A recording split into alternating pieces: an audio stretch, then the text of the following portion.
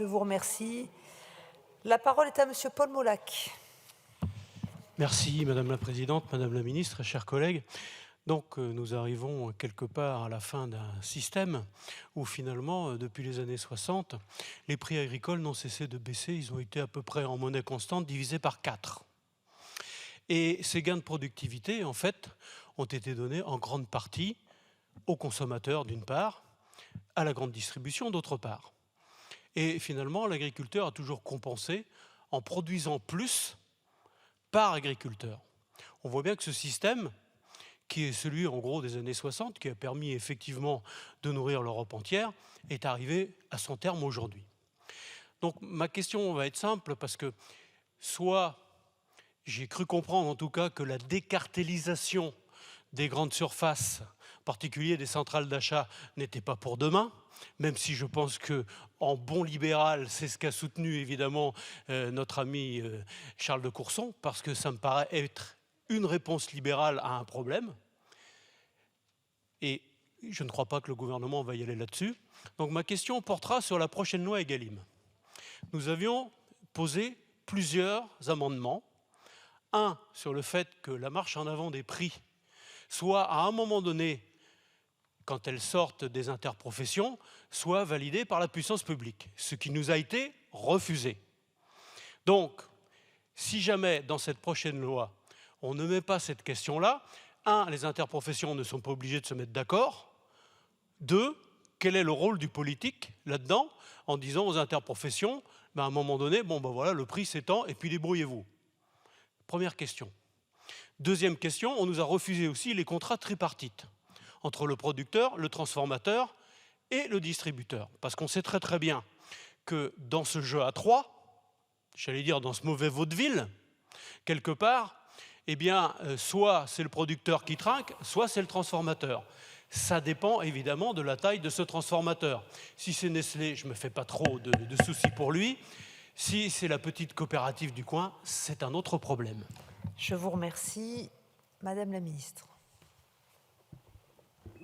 Merci Madame la Présidente, Monsieur le député Molac. Sur les contrats tripartites, je suis un petit peu surprise parce qu'au contraire, on les favorise.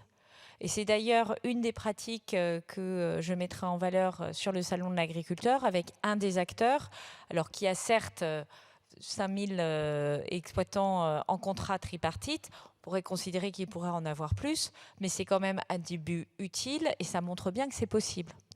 Donc au contraire, nous sommes plutôt dans une position de vouloir favoriser des contrats tripartites qui ont aussi un mérite, c'est la transparence de la valeur de la matière première agricole et l'assurance, qui est une question que nous pose tout à fait légitimement la grande distribution en nous disant prouvez-nous que cette matière première agricole, elle se retrouve bien, ce coût de la matière première agricole se retrouve bien dans la cour de ferme en bout de cycle et qu'il y a cette transparence qui soit garantie. Donc ça, je pense que c'est une piste qui mérite d'être élargie et c'est ce que nous souhaitons faire. S'agissant des prix, il me semble qu'on a d'abord des filières qui sont plus ou moins matures. Et que la première étape, on pourrait s'accorder aussi sur ça.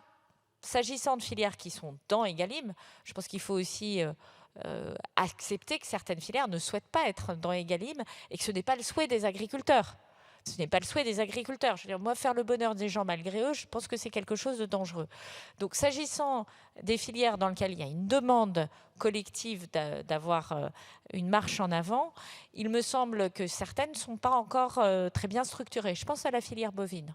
25% de contractualisation, pas de contractualisation dans la filière bovine.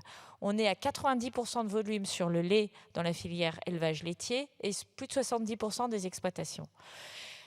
Eh ben, il semblerait que ça fonctionne quand même un peu mieux dans le lait, même si ce n'est pas parfait, même s'il y a des acteurs qui suscitent la colère, même si certains dossiers sont aujourd'hui chez le médiateur de l'énergie, et peut-être que demain ils seront dans le comité de règlement des différends, et peut-être que le comité de règlement des différends pourra s'appuyer sur l'indicateur de référence pour trancher dans une décision le prix qui s'appliquera aux acteurs.